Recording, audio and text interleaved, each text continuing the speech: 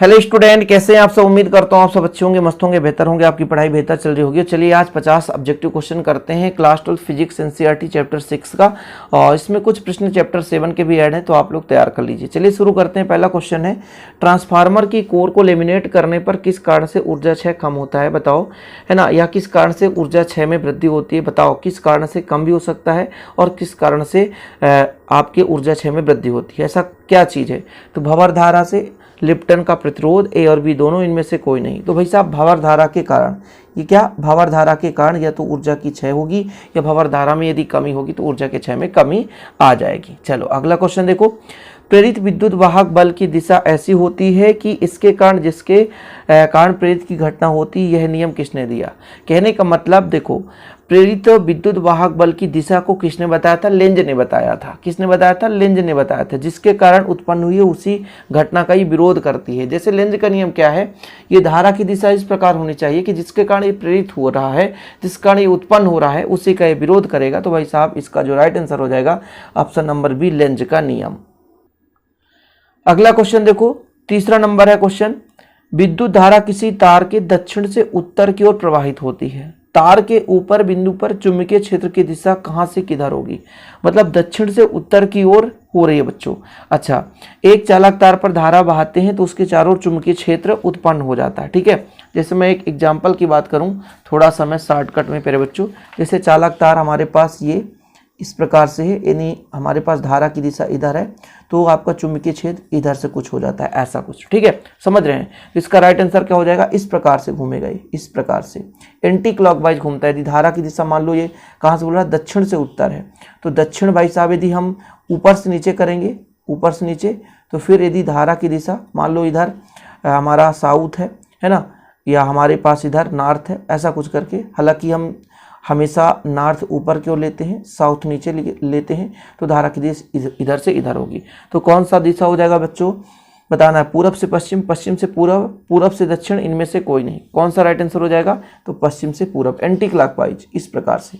South है, north है, तो साउथ से नॉर्थ की ओर धारा बह रही है। ठीक है, चलो अगला क्वेश्चन देखो, चुंबकीय बल क्षेत्र का एसआई मात्रक बताओ। तो वेबर प्रति मीटर स्क्वायर, न्यूटन प्रति मीटर स्क्वायर, एम्पियर प्रति मीटर स्क्वायर, इनमें से कोई नहीं। तो वेबर प्रति meter square, option number A is the correct answer. 50 question है बच्चों, चुंबकीय फ्लक्स का एसआई मात्रक क्या होता है। वेबर है, न्यूटन है, टेस्ला है, फैराडे। ये टेस्ला है बच्चों, ये क्या है, टेस्ला है। ठीक है, याद रखना टेस्ला। इसका राइट आंसर टेस्ला नहीं होगा, वेबर होगा, लेकिन यहाँ पर सुधार कर लेना, टेस्ला। चुंबकीय फ्लक्स का एसआई मात्रक क्या है, वेबर है। अगला क्वेश्चन देखो, यदि किसी चुंबकीय या मतलब चुंबक के उत्तरी ध्रुव को नीचे की ओर रखकर कुंडली के अक्ष के अनुदिश गिराया जाता है, मतलब नीचे की ओर रखेंगे हम उत्तरी ध्रुव को और नीचे की ओर गिराएंगे, तो लेंज के नियमानुसार कुंडली के सिरे पर उत्पन्न हो जाती है। देखो एक चीज तो है, लेंज ने बताया था जिसके कारण उत्पन्न हुई उसी का विरोध करती है। मतलब जब एन ध्रुव नीचे की ओर आ रहा है तो एन ध्रुव कब विरोध होगा, जब एन ध्रुव ही होगा, क्योंकि इस समान में प्रतिकर्षण होता है। थोड़ा समझने की कोशिश करो, लेंज ने क्या बताया, जिसके कारण यदि उत्पन्न हो रही है कुंडली में, जिस प्रकार की धारा उत्पन्न हो रही है चुंबक के कारण, तो उसी प्रकार से उत्पन्न होनी चाहिए जिसके कारण वो चुंबक का ही विरोध कर सके। तो भाई चुंबक एन आ रहा है तो एन ही होगा, तभी तो आपका विरोध हो सकेगा, तो उत्तरी ध्रुव हो जाएगा। ध्यान रखना, कुंडली में वो धारा इस प्रकार से प्रवाहित होगा, उसकी दिशा इस प्रकार से होगी कि जिसके कारण वो उत्पन्न हुई है उसी का विरोध कर सके। यदि नॉर्थ पोल नीचे की ओर आ रहा है तो चुंबक के मतलब जो आपका कुंडली है उसके सिरे पर प्यारे बच्चों उत्तरी ध्रुव ही होगा उत्पन्न। कौन सा ध्रुव, उत्तरी ध्रुव उत्पन्न होगा, क्योंकि उत्तरी ध्रुव यदि नीचे आ रहा है, नॉर्थ पोल आ रहा है, तो नॉर्थ ही उत्पन्न होगा, तभी वो प्रतिकर्षित हो सके, क्योंकि उसी का विरोध करेगा। चलिए अगला क्वेश्चन देखो, यदि किसी चुंबकीय के ध्रुव के नीचे रखकर, वैसे यहाँ पर चुंबक होना चाहिए प्यारे बच्चों, यदि किसी चुंबक के ध्रुव के नीचे रखकर कुंडली के अक्ष के अनुदिश गिराया जाए तो चुंबक का त्वरण गुरुत्वीय त्वरण से क्या होगा, अधिक होगा, कम होगा, बराबर होगा, इनमें से कोई नहीं।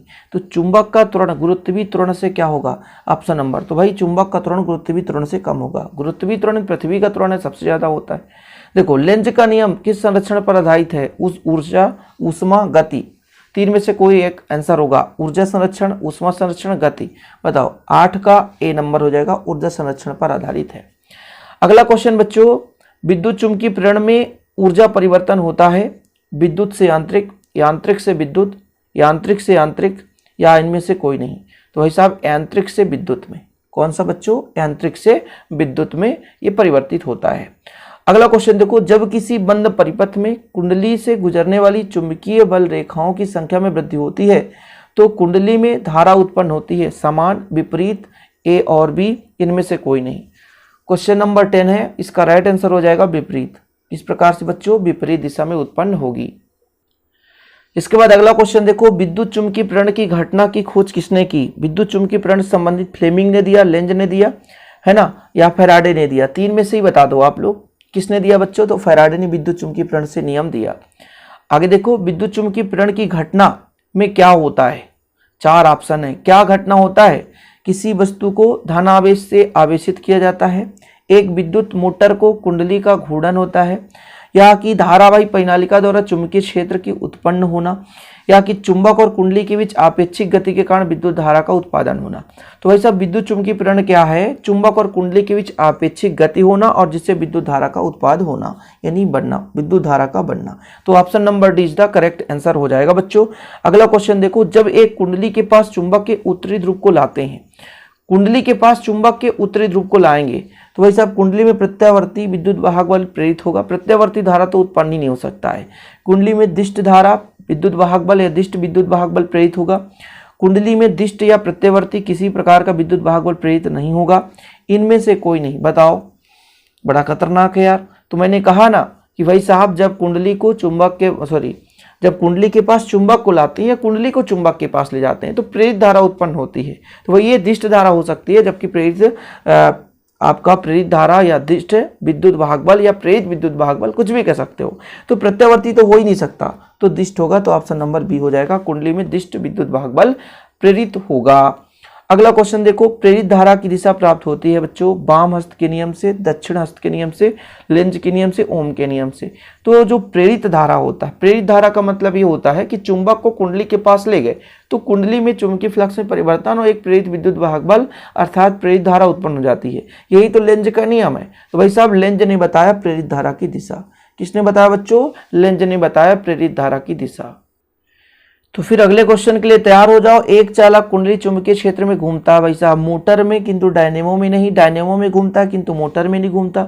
मोटर डायनेमो दोनों में घूमता, ना तो मोटर में ना ही डायनेमो में। ये मोटर है ना, याद रखना बच्चों, ये मोटर है। नहीं कह दो सर ये तो मीटर दिख रहा है, यहाँ भी मोटर है, यहाँ भी मोटर है, हर जगह मोटर ही है। ठीक है, बताओ तो कहाँ घूमेगा बच्चों? मोटर और डायनेमो दोनों में घूमेगा। ठीक है, इस सिद्धांत पर काम ही करता है, मोटर डायनेमो दोनों। अगला क्वेश्चन देखो, जब भी किसी कुंडली में धारा परिवर्तन होती है तभी कुंडली में प्रेरित विद्युत वाहक बल उत्पन्न होता है। बिल्कुल सही।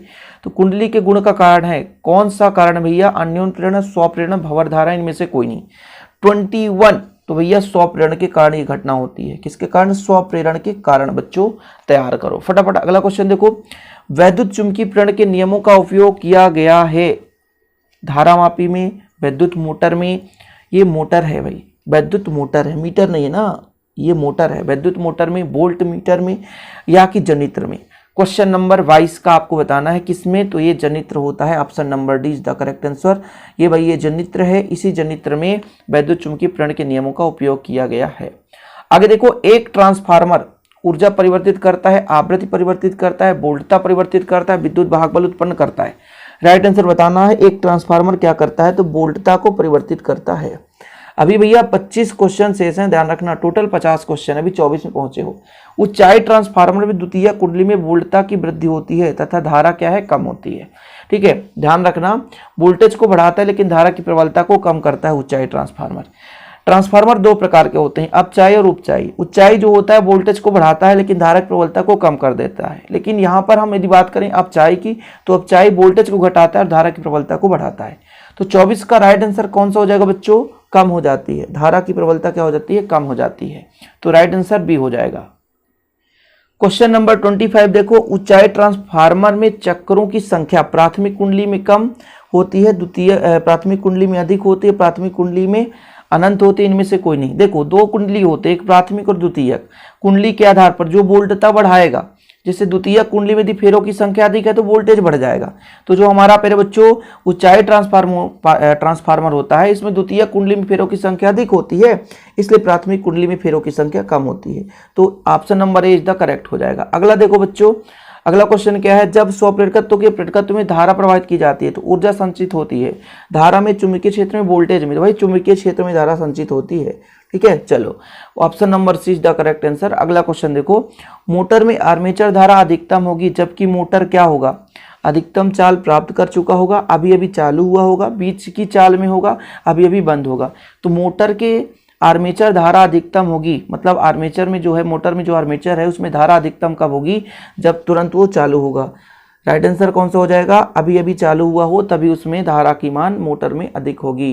ठीक है, चलो अगला क्वेश्चन देखो, डीसी मोटर में विपरीत विद्युत भाग बल अधिकतम होगा जबकि अधिकतम चाल प्राप्त कर चुका हो। इसका राइट आंसर कौन सा हो जाएगा, अधिकतम, ए नंबर सही होगा बच्चों, 28 का ए नंबर।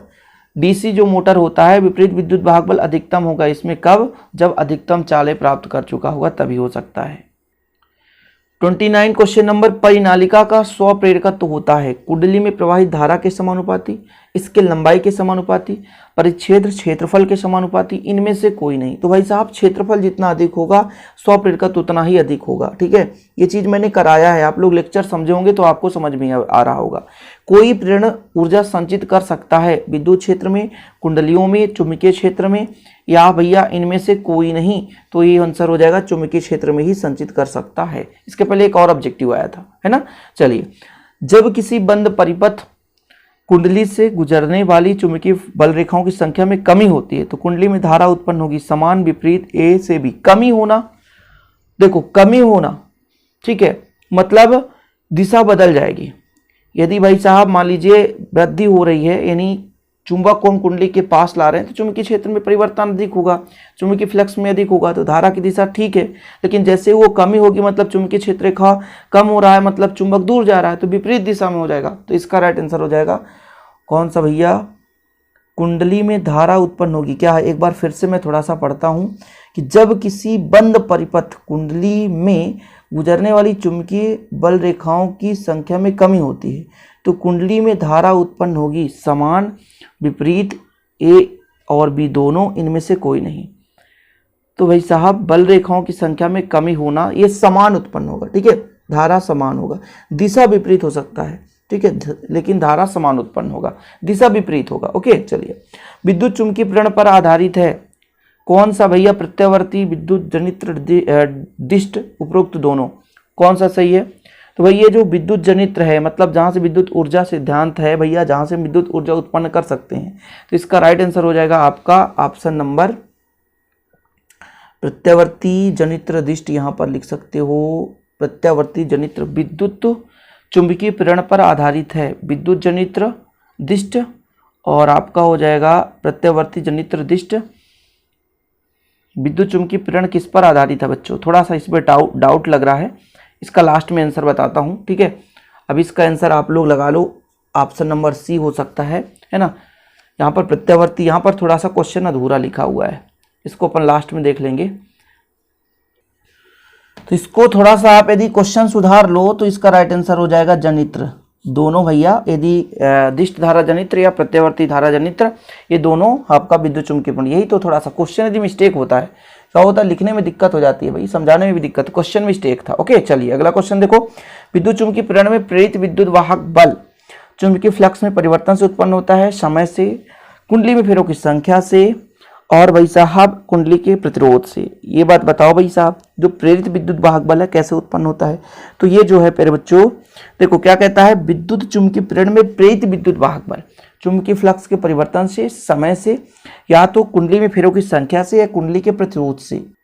तो इस क्वेश्चन में भी थोड़ा सा कमी था, इसको भी मैंने सुधार किया। ये किससे स्वतंत्र है, तो प्यारे बच्चों कुंडली से स्वतंत्र होता है, क्योंकि वही तो मैं सोच रहा था। देखो क्वेश्चन मिस्टेक हो जाता है, लिखने वाले की थोड़ी कमी हो जाती है। तो कुंडली में फेरों की संख्या पर भी निर्भर करता है, फ्लक्स के मान परिवर्तन में भी, और समय में भी।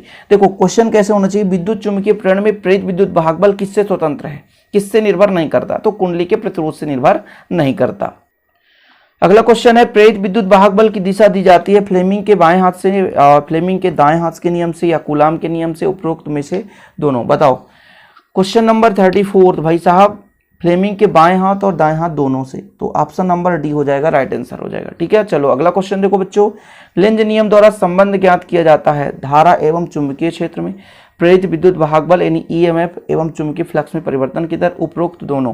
कौन सा सही हो जाएगा? तो उपरोक्त दोनों, option number C is the correct answer हो जाएगा। अगला क्वेश्चन देखो बच्चों, प्रेरित विद्युत वाहक बल का परिमाण प्राप्त होता है फैराडे के नियम से, लेंज के नियम से, मार्कोनी के नियम से, इनमें से कोई नहीं। 36 आप बताओ। तो फैराडे के नियम से। किसके नियम से? फैराडे के नियम से। अगला क्वेश्चन देखो, प्रेरित विद्युत वाहक बल की दिशा प्राप्त होती है किससे? लेंज के नियम से। किससे? लेंज के नियम से प्रेरित विद्युत वाहक बल की दिशा प्राप्त होती है। तो क्वेश्चन नंबर 38 है, जब ज्ञात प्रतिरोध R के किसी बंद परिपथ में चुंबकीय फ्लक्स में परिवर्तन होता है तो परिपथ में प्रवाहित वैद्युत आवेश की मात्रा कितनी होती है, ये बताना है आपको। ठीक है, चुंबकीय फ्लक्स में परिवर्तन गुणे प्रतिरोध, चुंबकीय फ्लक्स में परिवर्तन बटे आपका प्रतिरोध। ठीक है, और प्यारे बच्चों प्रतिरोध बटे चुंबकीय फ्लक्स में परिवर्तन, इनमें से कोई नहीं। तो 38 का राइट आंसर कौन सा हो जाएगा? ऑप्शन नंबर ए, चुंबकीय फ्लक्स में परिवर्तन बटे प्रतिरोध। चुंबकीय फ्लक्स में परिवर्तन बटे प्रतिरोध। चलो अगला क्वेश्चन देखो बच्चों, चालक की एक गतिमान कुंडली प्रेरित विद्युत वाहक बल उत्पन्न करती है, इसका आधार क्या है? फैराडे का नियम, लेंज का नियम, कूलाम का नियम, एम्पीयर का नियम। वही साहब हमारे पास फैराडे ने ही तो बताया था कि जब हमारे पास एक कुंडली और चुंबक हो उसके बीच अपेक्षिक गति कराई जाती है तो फिर बच्चों क्या होता है? तो उसमें एक प्रेरित धारा उत्पन्न हो जाती है। अगला क्वेश्चन, यदि धारा परिवर्तन की दर एकांक हो तो प्रेरित विद्युत वाहक बल किसके बराबर होगी? 100 प्रेरण गुणांक के बराबर होगी। किसके बराबर होगी? 100 प्रेरण की परिभाषा मैंने कराई थी, उम्मीद करता हूं आप लोग देखे होंगे लेक्चर, तो आपको समझ में आएगा। एक कुंडली जिसका क्षेत्रफल तथा फेरों की संख्या है को एक समान चुंबकीय क्षेत्र बी में कोणीय वेग से घुमाया जाता है। कोणीय वेग ओमेगा बच्चों, क्या? कोणीय वेग ओमेगा। ठीक है, तो इसमें प्रेरित विद्युत वाहक बल कितना होगा? NAB omega. ये ओमेगा है, ध्यान रखना। ठीक है, क्या है? ओमेगा है। तो प्यारे बच्चों NAB ओमेगा, तो option number A is the correct answer. ये देख लो, सही आप लोग आंसर जरूर टिक लगाएं कौन सा सही है, और आप समझें ऑब्जेक्टिव ऐसे ही पूछे जाते हैं। क्वेश्चन नंबर 42 देखो, किसी कुंडली का 100 प्रेरित का तोयल प्राप्त होता है, कौन सा राइट आंसर हो जाएगा? तो ऑप्शन नंबर ए, ई बराबर आपका LDI/dt। ये प्यारे बच्चों आई है। ठीक है, ये आई है, DI/dt होगा। ओके, अगला क्वेश्चन देखो, चुंबकीय क्षेत्र में गतिशील चालक लूप में प्रेरित कुल आवेश निर्भर करता है, किस पर निर्भर करता है? चार कुछ मतलब ऑप्शन है, इसमें सही बताना है। चुंबकीय फ्लक्स में परिवर्तन की दर पर, केवल प्रारंभिक चुंबकीय फ्लक्स पर, चुंबकीय फ्लक्स में हुए कुल परिवर्तन पर, या फिर बच्चों इनमें से कोई नहीं। 43 का कौन सा राइट आंसर हो जाएगा? चुंबकीय फ्लक्स में हुए कुल परिवर्तन पर। ये option number C is the right answer हो जाएगा। अगला क्वेश्चन देखो, एक समान वृत्ताकार समअक्षीय लूपों के में समान धारा समान दिशा में प्रवाहित हो रही है, यदि लूपों के निकट लाएं, क्या बोला है? समान वृत्ताकार समअक्षीय लूपों में समान धारा समान दिशा में प्रवाहित हो रही है। ठीक है, यदि लूपों को उनको निकट लाएं, पास पास लाएं, तब क्या होगा? प्रत्येक लूप में धारा में वृद्धि होगी, प्रत्येक लूप में धारा में कमी होगी, प्रत्येक लूप में धारा समान होगी, निम्न धारा पर निम्न वोल्टता प्रदान करता है। बताओ भाई साहब, बड़ा खतरनाक है। तो इसमें क्या होगी? प्रत्येक लूप में धारा की वृद्धि होगी क्योंकि प्रेरित धारा उत्पन्न हो जाएगी, एक दूसरे के पास लाएंगे तो। अगला देखो, प्राथमिक कुंडली में धारा स्थापित करने पर द्वितीय कुंडली में धारा स्थायी रूप से सीधी दिशा में चलती है, स्थायी रूप से उल्टी दिशा में, क्षणिक और उल्टी दिशा में, क्षणिक और सीधी दिशा में। इसका राइट आंसर हो जाएगा क्षणिक और उल्टी दिशा में। उल्टी दिशा में होता प्रेरित धारा हमेशा मुख्य धारा के विपरीत ही होगा और मुख्य धारा का ये विरोध करता है।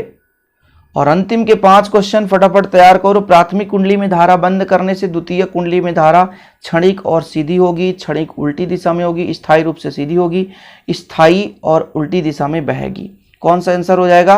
क्षणिक होगी बच्चों, लेकिन उल्टी दिशा में। सेम क्वेश्चन है ना, कम समय के लिए होगा और उल्टी हमेशा विपरीत दिशा में। प्रेरक कुंडली का उपयोग होता है धारा मापने में, विभवांतर मापने में, एक्स-रे नालियों को चलाने में या नलियों को चलाने में, उपरोक्त में से कोई नहीं। बताओ, तो आपका विभवांतर नापना हो तो प्रेरक कुंडली का प्रयोग कर सकते हो। अगला, प्रेरण कुंडली उच्च धारा पर उच्च वोल्ट है ना, निम्न धारा पर निम्न उच्च वोल्टता, उच्च धारा पर निम्न वोल्टता, निम्न धारा पर निम्न वोल्टता प्रदान करता है। बताओ क्या प्रदान करता है? प्रेरण कुंडली। तो भाई साहब निम्न धारा पर उच्च वोल्टता प्रदान करता है। प्रेरण कुंडली मतलब प्रेरित करता है। आगे देखो, एक अवशिष्ट कण, ठीक है, एक अवशिष्ट कण विद्युत क्षेत्र में स्वतंत्र रूप से गति कर रहा है, तो यह बल रेखा के लंबवत गतिशील होगा, बल रेखा के समांतर गतिशील होगा, किसी भी दिशा में गतिशील हो सकता है, इनमें से कोई नहीं। कौन सा राइट आंसर होगा? तो बल रेखा के समांतर होगा बच्चों। क्या? बल रेखा के समांतर गतिशील होगा। और आखिरी का क्वेश्चन है, एक लंबे क्षैतिज क्षण चुंबक के उत्तरी ध्रुव को लंबवत दिशा में एक ऊर्ध्व चालक तल के निकट लाया जा रहा है, तो चालक तल में प्रेरित धारा की दिशा क्या होगी, ये बताना है आपको। तो इसका राइट आंसर हो जाएगा बच्चों वामावर्त होगी। क्या होगी? वामावर्त होगी। उम्मीद करता हूं कि 50 जो ऑब्जेक्टिव हैं वो आप लोग तैयार कर लेंगे। इसमें से जो सेलेक्टेड ऑब्जेक्टिव हैं उसे तो तैयार ही कर लेना, और ऐसे वीडियो पाने के लिए चैनल को सब्सक्राइब कर लीजिए। मिलते हैं अगली वीडियो के साथ। जय हिंद, वंदे मातरम।